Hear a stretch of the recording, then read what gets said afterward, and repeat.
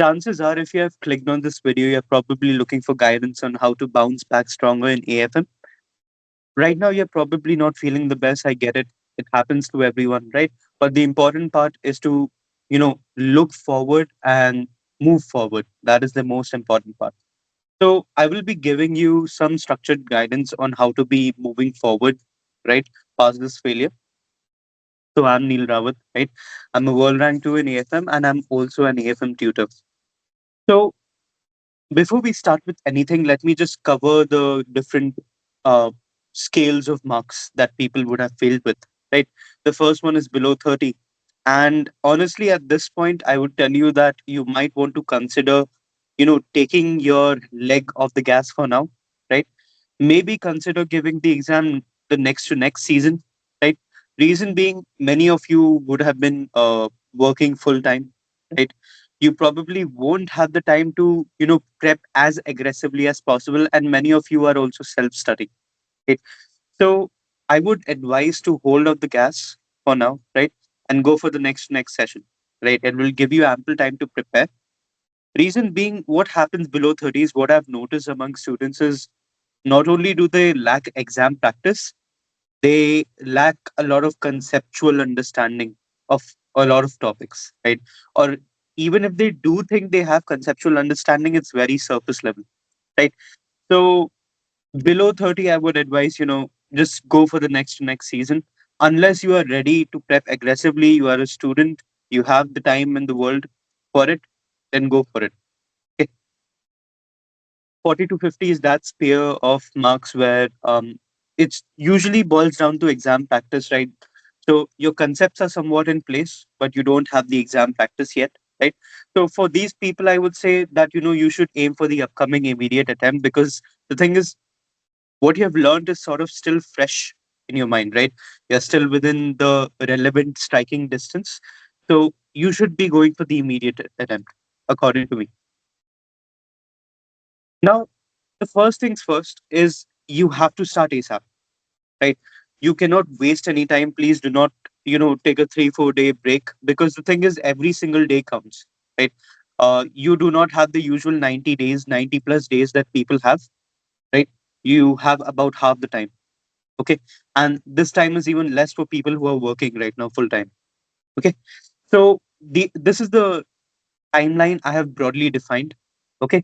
So the first 1 to 8 days, we will be focusing everything regarding investment appraisal, right?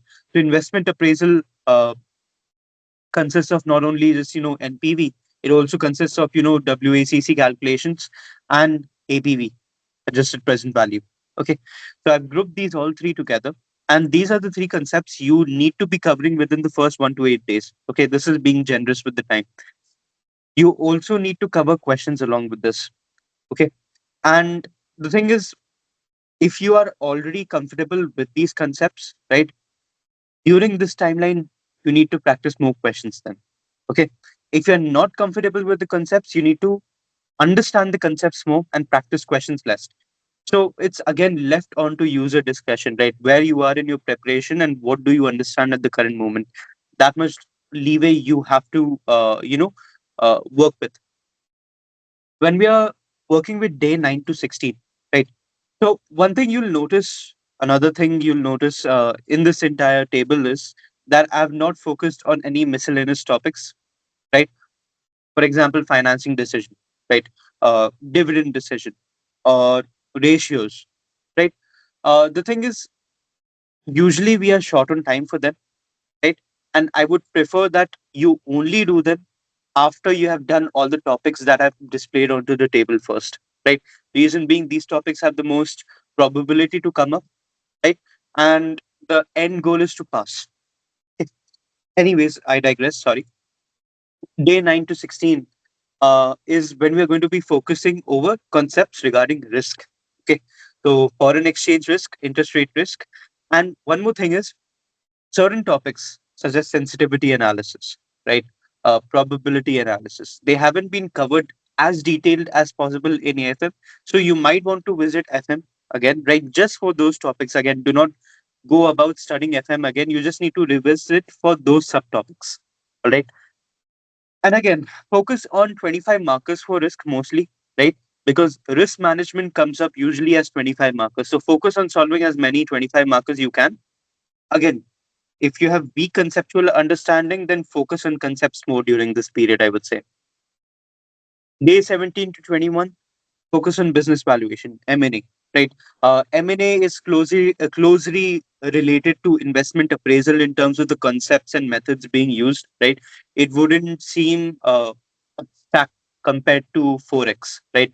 For risk, it seems very abstract for many people, right? Many people don't understand Forex altogether as a concept.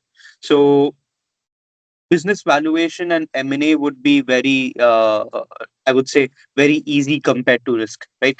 That is why I've only allocated 4 to 5 days for it, right? It should be doable within within that stipulated amount of time. Day 21 to 24 is where you'll be focusing strictly on corporate reconstruction and business reorganization.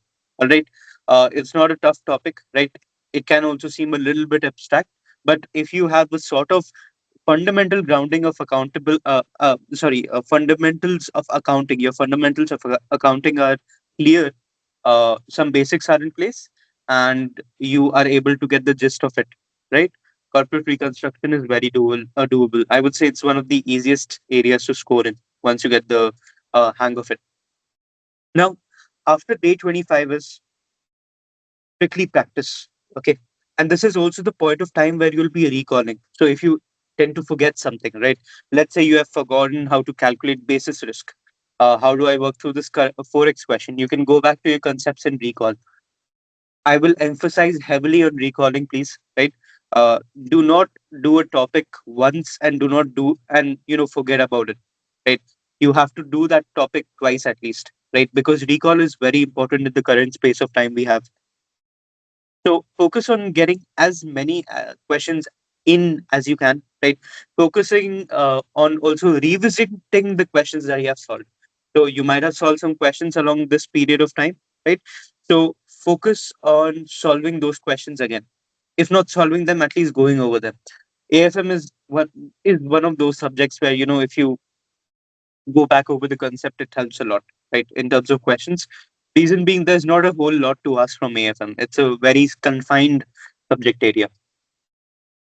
Now, mocks are of very big importance, right?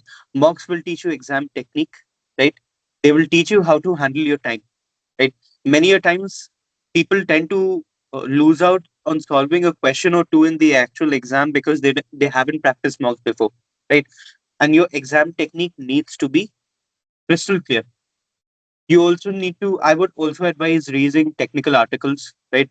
Uh, Examiner feedback, right, on different sessions. So you understand where do you need to go, right? And how do you need to go about it.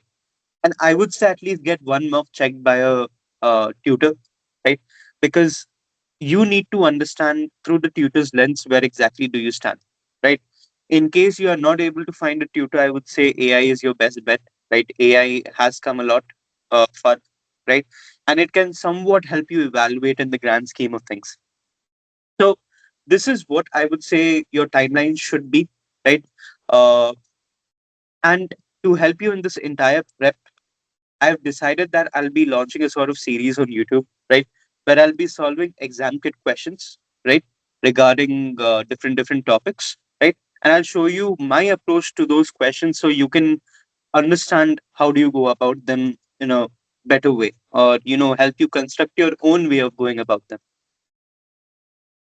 Now, last things last, if you still, let's say you're a working professional, you still want a structured learning process, something to, guide you forward properly with all the material in place, quizzes, chapter quizzes, mocks, and so on, right? Even with lectures, visit AFM Advantage, which is my website, right? I offered structured lessons, I offered structured quizzes and mocks on my platform, AFM Advantage, right?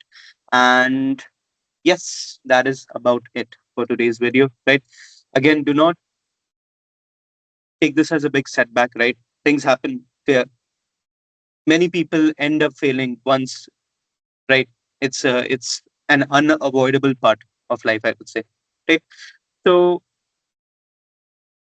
you know Just take a day off today, think about it, and tomorrow start your prep again. Right? You have deserved the days of rest. Right? Come back tomorrow and make sure that you're focused on your prep. Right? Discipline is of utmost importance. Doing 4 hours one day and the next day you end up doing nothing because you're burnt out is a really bad strategy, right? Focus on consistent prep every single day, because that consistent prep compounding over time will get you to a result, right? Instead of focusing on, cramming everything over the weekends. All right. So good luck for your exam forward, right? And subscribe to my channel because I'll be doing this on YouTube. I'll be solving series, so you might want to stay up to date regarding that, right? So have a great day forward, right? And do not take this as a loss. You'll come back stronger. Thank you so much for watching this video. And please like, and if you have any question, do comment on my, do comment down below, right? I will respond to each of the queries presented down below. Thank you so much. Have a great day forward.